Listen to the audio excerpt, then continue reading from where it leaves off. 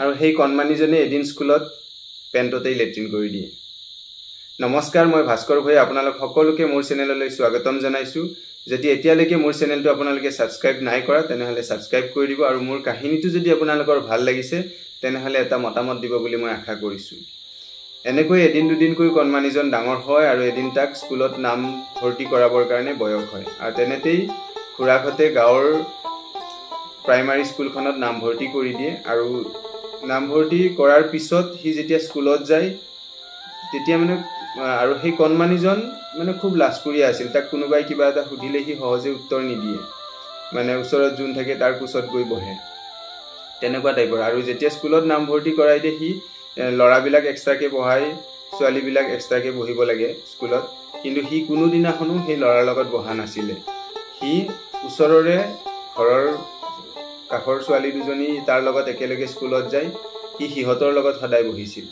আৰু তেনেতেই এদিন ক্লাছৰ সময়ত তাৰ লেট্ৰিন লাগিছিলে আৰু সি লেট্ৰিন লগা বুলি ক'ব সকলোকে লাজ কৰিছিল, কিন্তু ওচৰত বহি থকা সিহঁতৰ ঘৰৰ ছোৱালীজনীয়ে কিবা এটা উমান পাই পেলাই তাক সুধিলে, তেতিয়া সি ক'লে যে তাৰ লেট্ৰিন লাগিছে। সেইকাৰণে সি ক'লে ব'ল লেট্ৰিন কৰি আহিবি, কিন্তু সি স্কুলত লেট্ৰিন কৰিবৰ কাৰণে লাজ কৰে। সেইকাৰণে ওচৰতে স্কুলখনৰ কাষতে সিহঁতৰ আলহী এঘৰ আছিলে, তো সিহঁতৰ ঘৰত সেই ছোৱালীজনীয়ে লৈ যায়। কিন্তু তেতিয়ালৈকে অলৰেডি তাৰ লেট্ৰিন পেণ্টত ওলোৱা বুলি সি ফিল কৰিছে, অনুভৱ কৰিছে। তাৰ কাৰণে সি লাজতে সিহঁতৰ তাতো লেট্ৰিন নকৰি পেলাই ছোৱালীজনীৰ লগত সি ক্লাছ নকৰি ঘৰলৈকে গুচি আহে। যেতিয়ালৈকে ঘৰলৈকে, আৰু ঘৰটো আছিল অকণমান দূৰত, 1 কিলোমিটাৰমান হ'ব স্কুলৰ পৰা ডিষ্টেঞ্চ।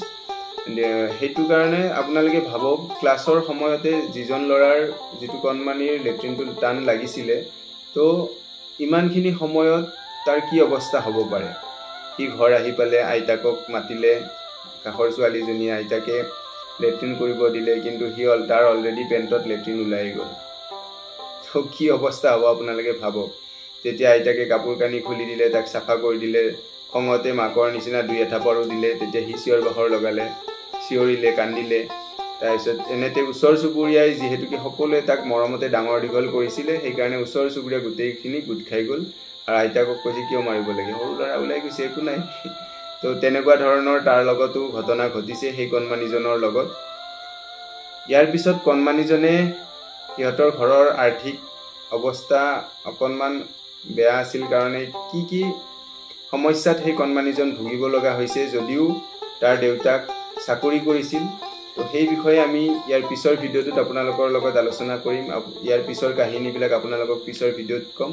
যদি মোৰ এই ভিডিঅ'টো ভাল লাগিছে, মোৰ কাহিনীটো ভাল লাগিছে, তেনেহ'লে মোৰ চেনেলটো ছাবস্ক্ৰাইব কৰি দিব বুলি মই আশা কৰিছোঁ আৰু এটা বহুমূলীয়া মতামত দিব। ধন্যবাদ।